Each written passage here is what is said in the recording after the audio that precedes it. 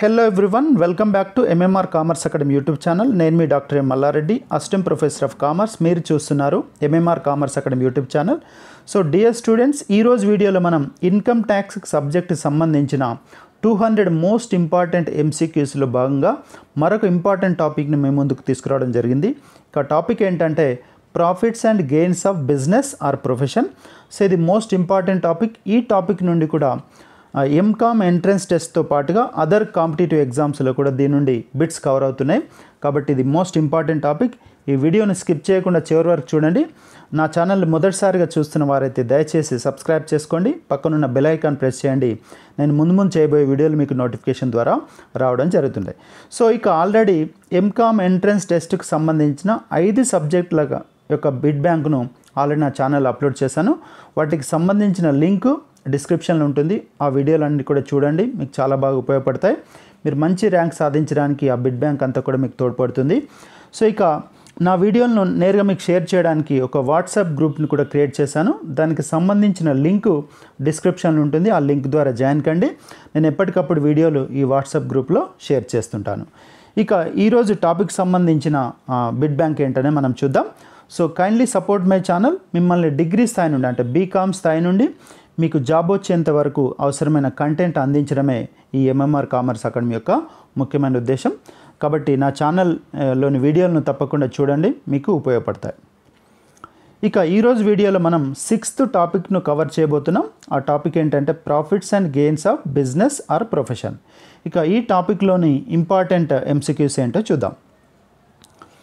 Coming to first question, Profits and gains of business or profession head is covered under section A, section 28 to 44.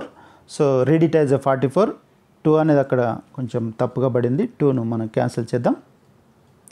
So 44, section 28 to 44, B section 15 to 17, C section 22 to 27, D section 45 to 55A. So the correct answer ఏంటో చూద్దాం. Correct answer ఈ section 28 to 44. ఈ సెక్షన్లు కూడా గుర్తుపెట్టుకోండి, ఎందుకంటే మన competitive ఎగ్జామ్లో ఒక్కొక్క హెడ్ ఏ సెక్షన్ నుండి ఏ సెక్షన్ వరకు కవర్ అవుతుంది అనే క్వశ్చన్స్ కూడా మనకు కవర్ అవుతున్నాయి. కాబట్టి సెక్షన్లు అనేది కూడా చాలా important. Coming to second question, according to section 28, which of the following incomes are chargeable to tax under the head profits and gains of business or profession? Option A, profits and gains of any business or profession. B, any compensation received in the business or profession. C, any sum received under Keyman insurance policy. D, all of the options. So the correct answer is D, all of the options. So profits and gains of business are ప్రొఫెషన్లో ఈ అన్ని ABCతో పాటు చాలా అంశాలు, వాటిని profit అయితే సరిపోతుంది. ఆ ప్రాఫిట్ సంబంధించిన అంశాలన్నీ కూడా హెడ్ కింద కవర్ చేయడం జరుగుతుంది. సో కాబట్టి ఆప్షన్ ABC అన్నీ, కాబట్టి D అనేది all of the options is the correct one. Next one, if the property is let out to employees for efficient conduct of assessee's business, then rent received is treated as. So generally rent received from household which is let out is treated as, it is considered as income from house property. మరి ఇక్కడ ఎంప్లాయీస్కి అద్దెకి ఇచ్చి దాని ద్వారా అద్దెని సంపాదించినట్లయితే ఎక్కడ treat చేస్తారు, ఏ ఇన్కమ్గా ట్రీట్ చేయాలి? Option A, income from house property. B, income from business or profession. C, income from other sources. D, all of the options. So the correct answer ఏంటంటే option B, income from business or profession. మరి ఏంటి condition ఏంటంటే ఆ బిజినెస్లో పనిచేసే ఎంప్లాయీస్కి business కొరకు అంటే బిజినెస్ ఎఫిషియెంట్గా కండక్ట్ చేయడానికి కొరకు అందులో పనిచేసే ఎంప్లాయీస్కి రెంట్కి ఇవ్వడం ద్వారా ఎర్న్ చేసినటువంటి రెంట్ను మనం ఇన్కమ్ ఫ్రమ్ బిజినెస్ ఆర్ ప్రొఫెషన్గానే ట్రీట్ చేయాలనేది మనం ఇక్కడ దీని యొక్క మీనింగ్. సో కాబట్టి it is not treated as an income from house property, it is treated as income from business or profession. So option B is the correct one.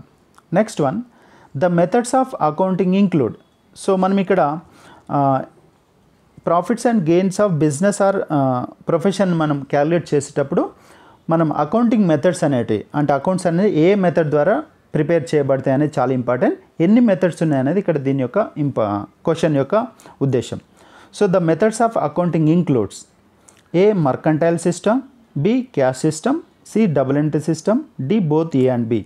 So the correct answer is ఇక్కడ రెండు systems మనం consider చేస్తాం. ఒకటి mercantile system, రెండవది cash system.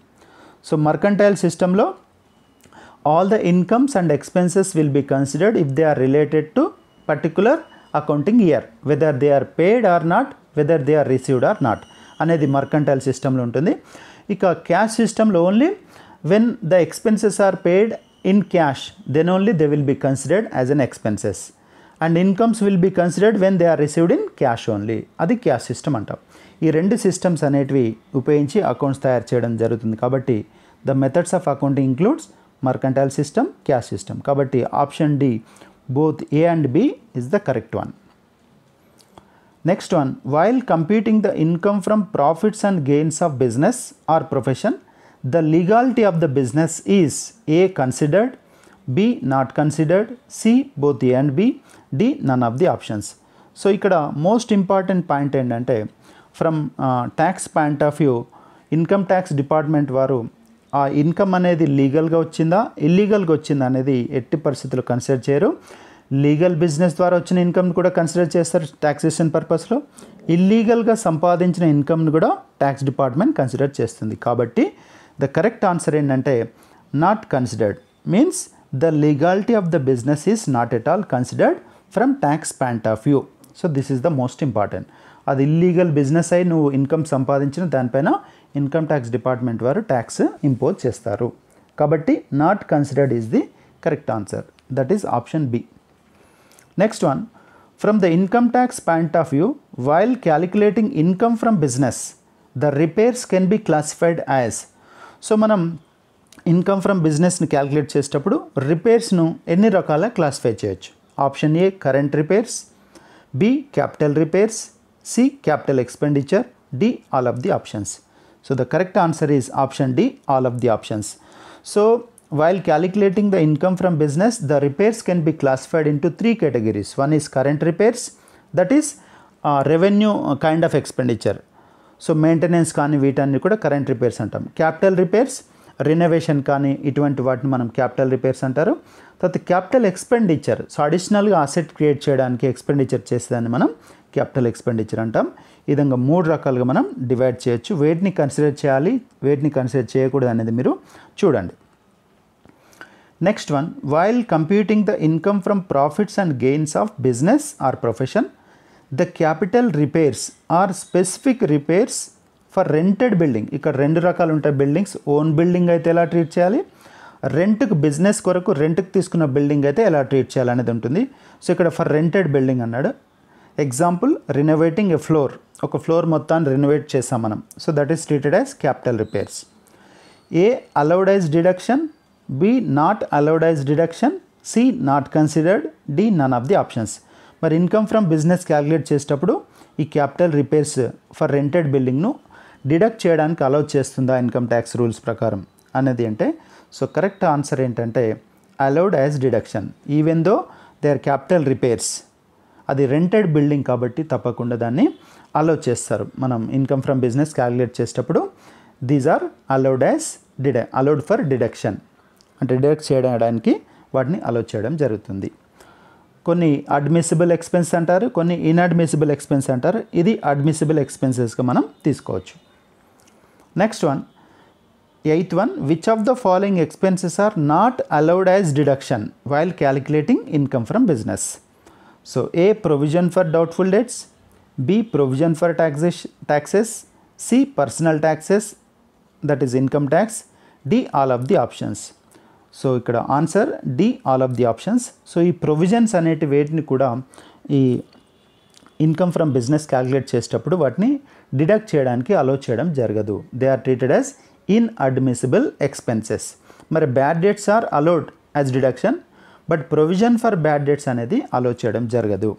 So కాబట్టి provision for doubtful debts, provision for taxes, personal, ఇక personal expense ఏదైనా కానీ అలో చేయడం జరగదు. హౌస్ హోల్డ్ ఎక్స్పెన్స్ కానీ, పర్సనల్ ఇన్కమ్ ట్యాక్స్ కానీ, పర్సనల్ లైఫ్ ఇన్సూరెన్స్ కానీ ఇటువంటి వేటిని కూడా ఈ బిజినెస్ ఎక్స్పెన్సెస్లో డిడక్ట్ చేయడానికి అలో చేయడం జరగదు. కాబట్టి option D, all of the options is the correct one. Next one, according to section 40 subsection A3, payment for revenue expenses exceeding dash has to be made through account payee check or bank draft or through any other electronic mode. So మనం revenue expenses payment చేసేటప్పుడు బిజినెస్లో భాగంగా ఎంతకు మించి చేయకూడదు, క్యాష్లో ఎంతకు మించి చేయకూడదు అనేది ఇక్కడ అడుగుతున్నాడు. So it is A ₹20,000, B ₹10,000, C ₹50,000, D ₹1 lakh. So ఇక్కడ payment for revenue expenses exceeding 10,000 అంటే అప్ టు 10,000 మాత్రమే మనం క్యాష్లో పేమెంట్ చేయొచ్చు. If you want pay expenses in terms of cash, you can pay up to 10,000 only. If any revenue expense is increasing and exceeding 10,000 rupees, the entire amount should be paid through check, that is account payee check or bank draft or through any other electronic mode లో మాత్రమే చెల్లించాలి.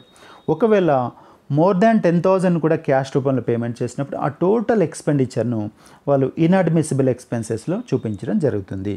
కాబట్టి up to 10,000 it is allowed to pay in terms of cash, in cash. So more than 10,000 it should be paid through any payee check, bank draft or any other electronic mode. So ఇది most important, ఇది గుర్తుపెట్టుకోండి. So option B ₹10,000. Next one, in case of payment made for plying, hiring or leasing goods carriage outwards and carriage inwards expenses the ceiling amount is. మరి అది revenue expense అన్నాం. ఇక సరుకులు రవాణా చేయడానికి ఏదైతే సంస్థ ఉందో ఆ సంస్థ సరుకులు రవాణా చేయడానికి కానీ, స్టోరేజ్ కానీ, ట్రాన్స్పోర్టేషన్ కానీ వీటన్నిటి కోసం చేసే పేమెంట్ ఎంత ఎక్సీడ్ అంటే ఎంత అమౌంట్ వరకు క్యాష్ రూపంలో పేమెంట్ చేయొచ్చు. So option A ₹10,000, B ₹20,000, C ₹35,000, D ₹50,000. So the correct answer is option C ₹35,000. అయితే ఏదైతే సంస్థ గూడ్స్ను క్యారీ చేస్తూ స్టోరేజ్ చేస్తుందో, హైర్ చేస్తుందో అటువంటి సంస్థలకు చేసే పేమెంట్ అనేది క్యాష్ పేమెంట్ అనేది అప్ టు 35,000 వరకు మాత్రమే క్యాష్ రూపంలో పేమెంట్ చేయొచ్చు. అంతకు మించి చేసే ప్రతి పేమెంట్ అంటే 36,000 పేమెంట్ చేసినప్పుడు కూడా టోటల్ 36,000 కూడా చెక్ ద్వారానే పేమెంట్ చేయాలి. మరి 35 వరకు క్యాష్, మిగతా రిమైనింగ్ 1,000 చెక్ ద్వారా ఇట్లా కాకుండా టోటల్ పేమెంట్ కూడా చెక్ ద్వారానే చేయాలి. సో కాబట్టి రెవెన్యూ ఎక్స్పెన్సెస్ అయితేనేమో అప్ టు 10,000, ఈ గూడ్స్ క్యారేజ్ కానీ, క్యారేజ్ ఇన్వర్డ్స్ కానీ, క్యారేజ్ అవుట్వర్డ్స్ కానీ, స్టోరేజ్ కోసం కానీ పేమెంట్ చేసేది అప్ టు 35,000 వరకు క్యాష్ రూపంలో పేమెంట్ చేయొచ్చు. అంతకు మించి చేసినట్లయితే అది చెక్ ద్వారా కానీ, బ్యాంక్ డ్రాప్ ద్వారా కానీ, ఎలక్ట్రానిక్ మోడ్స్ ద్వారా మాత్రమే ఉండాలి. ఒకవేళ లేనట్లయితే ఆ టోటల్ ఎక్స్పెండిచర్ని మనం ఈ ఇన్కమ్ ఫ్రమ్ బిజినెస్ క్యాలిక్యులేట్ చేసేటప్పుడు ఇన్అడ్మిసిబుల్ ఎక్స్పెన్సెస్గా మనం ట్రీట్ చేయాల్సి ఉంటుంది. So these are 2 important questions. Next one, the depreciation on fixed assets under the head income from business or profession is calculated according to. So మనకు income from business or profession calculate చేసేటప్పుడు depreciation is one of the key element. So generally depreciation is calculated on the all fixed assets. So according to a rate specified in the income tax rules. So కాబట్టి depreciation on fixed asset is mentioned under section A section 32, B section 34, C section 35, D section 40. So it is mentioned under section 32. కాబట్టి option A section 32 is the correct one. So depreciation గురించి ఏ సెక్షన్లో mention చేయడం జరిగింది అంటే మనం ఏం చెప్పాలి, section 32 of income tax act. Next one, depreciation is allowed for block of assets. అంటే ఇక్కడ డిప్రిసియేషన్ అనేది ఇండివిజువల్ అసెట్ కాకుండా సిమిలర్ కైండ్ ఆఫ్ అసెట్స్ అన్నీ కూడా బ్లాక్ 1, బ్లాక్ 2, బ్లాక్ 3 అని ఇట్లా క్రియేట్ చేయడం జరుగుతుంది. ఒక బ్లాక్ సంబంధించిన అంటే ఒక సిమిలర్ కైండ్ ఆఫ్ అసెట్స్ సంబంధించి ఒకే రేట్ను ఈ ఇన్కమ్ ట్యాక్స్ యాక్ట్లో మెన్షన్ చేయడం జరిగింది. కాబట్టి depreciation is calculated or is allowed for block of assets అంటే same category of assets on dash of the asset, dash value of the asset, that is A original cost, B written down value, C market value, D fair value. So generally depreciation is calculated on written down value of the asset only. So అంటే first ఇయర్లో compulsory original cost ఉంటుంది, but in the subsequent years depreciation is calculated on written down value. What do you mean by return down value? So return down value is the value that is derived after deducting the depreciation of a concerned year from that asset value. For example 50,000 asset ఉన్నట్లయితే దానిపైన 10% ప్రకారం ఒక 5,000 మనం depreciation calculate చేసినప్పుడు next year calculate చేసేటప్పుడు 50,000 minus 5,000 the remaining balance is 45,000. So depreciation deduct చేసిన తర్వాత ఏదైతే అసెట్ వాల్యూ ఉంటుందో ఆ వాల్యూని మనం రిటర్న్ డౌన్ వాల్యూ అంటాం. So next year depreciation calculate చేయాలంటే 45,000 పైన మాత్రమే క్యాలిక్యులేట్ చేయాలి. So that is known has written down value. ఇక్కడ income ట్యాక్స్లో most of the assets పైన రిటర్న్ డౌన్ వాల్యూ పైనే మనం ఈ డిప్రిసియేషన్ను క్యాలిక్యులేట్ చేయడం జరుగుతుంది. So option B written down value is the correct one. Next one, ఇక రేట్ ఆఫ్ డిప్రిసియేషన్, ఏ అసెట్ పైన ఎంత రేట్ ప్రకారం డిప్రిసియేషన్ క్యాలిక్యులేట్ చేయాలనేది కూడా చాలా ఇంపార్టెంట్. వీటి నుండి కూడా మనకు క్వశ్చన్ రావడానికి అవకాశం ఉంది. So the rate of depreciation on the buildings, మరి బిల్డింగ్స్ అనేవి డిఫరెంట్గా ఉంటాయి, ఫ్యాక్టరీస్కి ఉంటాయి, తర్వాత పర్సనల్ యూజ్, రెసిడెన్షియల్ పర్పస్ ఉంటాయి. కాబట్టి ఏ పర్పస్ యూజ్ చేస్తున్నారు బిల్డింగ్ అనే దాన్ని బట్టి డిప్రిసియేషన్ రేట్ అనేది యూజ్ చేయడం జరుగుతుంది, డిసైడ్ చేయడం జరుగుతుంది. So the rate of depreciation on the buildings used for residential purpose is A 10%, B 20%, C 5%, D 40%. So the correct answer is C, 5%. If the buildings are used for residential purpose, మనం income from business calculate చేసేటప్పుడు so అటువంటి buildings పైన ఎంత depreciation calculate చేయాలంటే only 5% మాత్రమే ఈ depreciation calculate చేయాలి. Next one, 14th one, the rate of depreciation charged on the buildings used for non residential purpose, that is for office purpose, for factory or godowns. If the buildings are used for office or factory or godowns, what is the depreciation rate? So A 5%, B 10%, C 20%, D 30%. So the correct answer is B, 10%. Simple. If the buildings are used for residential purpose, the rate of depreciation is 5. If they are used for business, the rate of depreciation is 10%. So ఇలా rates ని కూడా type of asset rates ని కూడా మీరు గుర్తుపెట్టుకోవాలి. Next one. Buildings acquired on or after 1/9/2002 for installing plant and machinery for a business unit engaged in providing infrastructure facilities will be charged depreciation at. అయితే ఏదైతే బిల్డింగ్లో plant and machinery install చేస్తూ infrastructure ఫెసిలిటీస్ని provide చేయడానికి ఏదైతే building use చేస్తున్నామో దానిపైన charge చేసే depreciation rate ఎంత? Option A 5%, B 10%, C 20%, D 40%. So the correct answer is D 40%. అంటే ఏదైతే బిల్డింగ్లో ప్లాంట్ అండ్ మెషినరీ ఇన్స్టాల్ చేస్తున్నారో తర్వాత దాని ద్వారా ఇన్ఫ్రాస్ట్రక్చరల్ ఫెసిలిటీస్ ఏదైతే ప్రొవైడ్ చేయడానికి ఆ ప్లాంట్ అండ్ మెషినరీ యూజ్ చేసే బిల్డింగ్ను ఆ బిల్డింగ్ పైన 40% డిప్రిసియేషన్ మనం క్యాలిక్యులేట్ చేయొచ్చు. Next one, the rate of depreciation charged on the furniture and fittings for all types of business. ఇప్పటివరకు మనం బిల్డింగ్స్ గురించి చూసాం, డిఫరెంట్ కేటగిరీస్. ఇప్పుడు ఫర్నిచర్ అండ్ ఫిట్టింగ్స్ కనుక యూజ్ చేసినట్లయితే దానిపైన ఎంత రేట్ ప్రకారం డిప్రిసియేషన్ క్యాలిక్యులేట్ చేయాలి? So it is option B 10%. So any furniture అనేది బిజినెస్లో కానీ ఎక్కడ యూజ్ చేసినా ఆ ఫర్నిచర్ పైన 10% వరకు డిప్రిసియేషన్ మనం క్యాలిక్యులేట్ చేయొచ్చు. Next one, the rate of depreciation charged on the aeroplanes, aero engines and life saving medical equipment. So aeroplanes పైన, ఏరో ఇంజన్స్ పైన, తర్వాత life saving medical equipment, life saving medical equipments ఏదైతే ఉంటాయో hospital use చేస్తారో వాటిపైన ఎంతవరకు depreciation మనం charge చేయొచ్చు? Option A 10%, B 20%, C 40%, D 30%. So the correct answer is option C 40%. వీటిని కూడా ప్లాంట్ అండ్ మెషినరీ కేటగిరీలోనే యూజ్ చేస్తారు. ఆ ప్లాంట్ అండ్ మెషినరీ కేటగిరీలో ఈ మెషినరీస్ పైన 40% వరకు డిప్రిసియేషన్ ఛార్జ్ చేయొచ్చు. Next one, on which of the following intangible assets depreciation is not allowed? So while calculating the income from business or profession on certain kind of intangible asset depreciation is not allowed as deduction. వాటిపైన depreciation calculate చేసి deduct చేయడానికి income tax rules allow చేయవు. మరి ఆ intangible asset ఏంటి? Option A goodwill, B patents, C franchises, D copyrights. So the correct option is option A good will.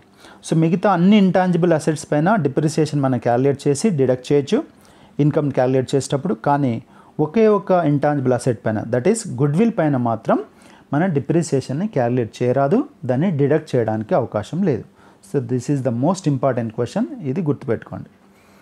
Next one, the rate of depreciation charged on the intangible assets such as patents, copyrights, trademarks, franchises, తర్వాత software, except goodwill on all the intangible assets, one rate is applicable.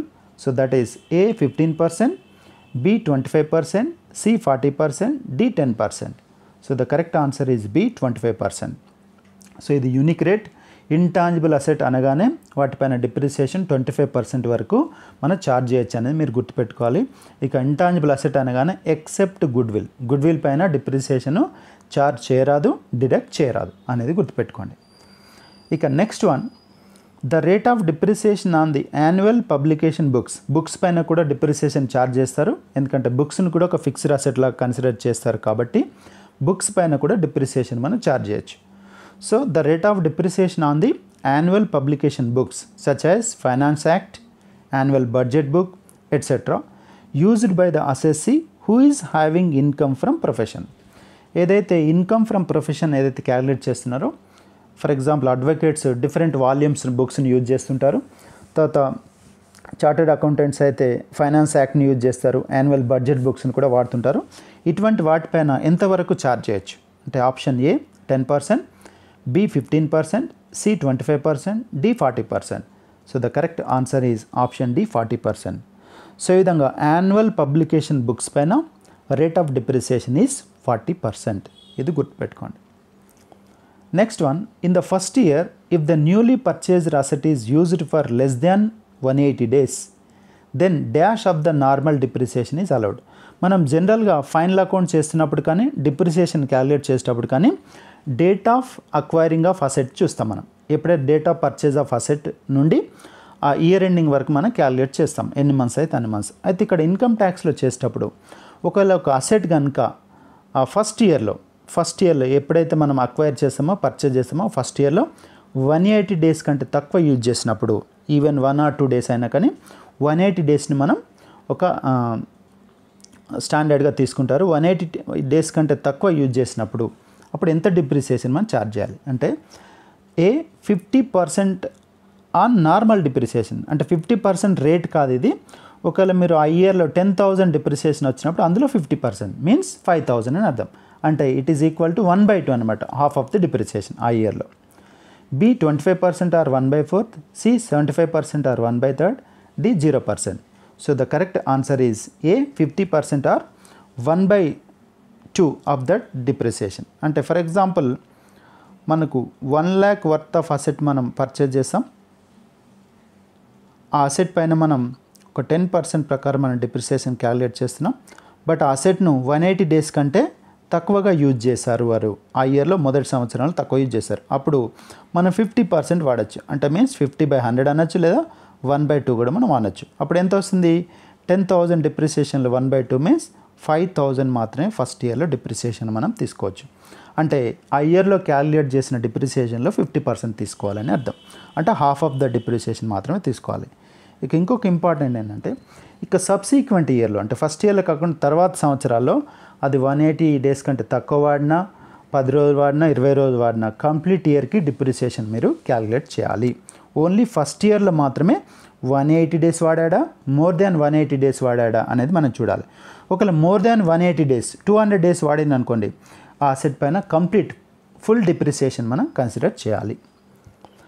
So next one, if the written down value of the asset sold out is more than the sale value including scrap value, then the difference is known as A unabsorbed depreciation, B terminal depreciation, C additional depreciation, D none of the options. So the correct answer is C terminal depreciation. అంటే ఏంటి యాక్చువల్గా return down value అంటే డిప్రిసియేషన్ను deduct చేసిన తర్వాత వచ్చినటువంటి value of the asset మనం written down value అంటాం. For example a written down value of the asset is 50,000 but this asset was sold for rupees only 40,000. ఆ డిఫరెన్స్ ఎంతైతే 10,000 ఉందో, అంటే if the written down value of the asset is more than the sale value of the asset, then the difference value is known as 10,000 is known as terminal depreciation అంటాం. So ఇది nothing but loss on sale of asset అంటాం. Loss on sale of అసెట్ని మనం terminal డిప్రిసియేషన్గా ఈ income from business are ప్రొఫెషన్లో మనం consider చేస్తాం. So ఇది గుర్తుపెట్టుకోండి. Next one, if the business profits are not sufficient to deduct the depreciation, then the difference between the two amounts is known as A additional depreciation, B terminal depreciation, C unabsorbed depreciation, D all of the options. So the correct answer is C unabsorbed depreciation. అంటే for example మనము income from profession or business or profession calculate చేస్తే first మనం net profit తీసుకుంటాం. ఇక్కడ net profit నుండి start చేస్తాం. For example 50,000 net profit ఉంది. First మనం ఇన్అడ్మిసిబుల్ ఎక్స్పెన్సెస్ యాడ్ చేస్తాం. అలా చేసేటప్పుడు డిప్రిసియేషన్ కూడా డిడక్ట్ చేయాలి. అలా డిప్రిసియేషన్ డిడక్ట్ చేసేటప్పుడు 60,000 డిప్రిసియేషన్ ఉందనుకోండి, యాక్చువల్ డిడక్ట్ చేయడానికంటే అంటే నెట్ ప్రాఫిట్ కంటే మనం డిడక్ట్ చేసే డిప్రిసియేషన్ అనేది మోర్ దాన్ ఎక్కువగా ఉంది. సో అప్పుడు 50,000 అనేది ఇక్కడ ఏమైతే మైనస్ వాల్యూ 10,000 మైనస్ వాల్యూ వస్తుంది. కాబట్టి ఆ ఎక్సెస్ అమౌంట్ని మనం ఏమని పిలవాలి? అన్అబ్జార్బ్డ్ డిప్రిసియేషన్. అంటే ప్రాఫిట్ నుండి డిడక్ట్ చేయడానికి వీలు లేని డిప్రిసియేషన్ మనం అన్అబ్జార్బ్డ్ డిప్రిసియేషన్ పిలుస్తాం. ఆ 10,000 నెక్స్ట్ ఇయర్లో వచ్చే ప్రాఫిట్ నుండి మళ్ళీ మనం డిడక్ట్ చేసుకోవడానికి అవకాశం ఉంటుంది. So the correct answer is option C, unabsorbed depreciation. Next one, the rate of depreciation on computers including computer software is. ఇది ప్రీవియస్ ఒకసారి ఎంకామ్ ఎంట్రన్స్ టెస్ట్లో కూడా అడగబడింది question. Option A 5%, B 15%, C 30%, D 40%. The correct answer is D 40%. So computers పైన 40% వరకు depreciation మనం deduct చేయొచ్చు. ఇక ఈ వీడియోలో last question, which of the following are the inadmissible expenses while calculating the income from business. Income from బిజినెస్ను calculate చేసేటప్పుడు inadmissible అంటే ప్రాఫిట్ నుండి డిడక్ట్ చేయడానికి పర్మిషన్ లేని ఎక్స్పెన్సెస్గా వాటిని ట్రీట్ చేయొచ్చు. వాటిలో A income tax, B household expenses, C gifts to friends, D all of the options. So ఇక్కడ 3 కూడా ప్రైవేట్. ఇన్కమ్ ట్యాక్స్ అనేది ఆ ఓనర్ యొక్క పర్సనల్ ఎర్న్ చేసిన ఇన్కమ్ పైన పేమెంట్ చేసే ట్యాక్స్, ఇట్ ఈస్ పర్సనల్ ఎక్స్పెన్స్గా ట్రీట్ చేస్తాం. హౌస్ హోల్డ్ ఎక్స్పెన్స్ కూడా పర్సనలే. గిఫ్ట్స్ టు ఫ్రెండ్స్ అనేది కూడా పర్సనలే, it is not a business purpose. Therefore ఈ 3 ఎక్స్పెన్సెస్ కూడా ఇన్అడ్మిసిబుల్ ఎక్స్పెన్సెస్లోనే తీసుకుంటాం, అంటే డిడక్ట్ చేయడానికి వీలు లేదని అర్థం. సో కాబట్టి option D is the correct one. So dear students, so ఇవి మనం ఈరోజు profits and gains of business or profession నుండి డిస్కస్ చేసినటువంటి మోస్ట్ ఇంపార్టెంట్ బిట్స్. ఈ బిట్స్ నుండి 1 or 2 బిట్స్ మనకు సిపి గెట్ ఎంకామ్ ఎంట్రన్స్ టెస్ట్లో కవర్ కావడానికి అవకాశం ఉంది. సో వీడియో నచ్చినట్లయితే లైక్ చేయండి, మీ ఫ్రెండ్స్తో షేర్ చేయండి, తప్పకుండా నా ఛానల్ సబ్స్క్రైబ్ చేసుకోండి. ఎందుకంటే మీకు అవసరమైన కంటెంట్ అంతా కూడా ఎప్పటికప్పుడు నేను అప్లోడ్ చేస్తుంటాను. So I wish you all the best. మీకు మంచి ర్యాంక్ రావాలని కోరుకుంటున్నాను. Thank you very much for watching my video. Thank you one and all.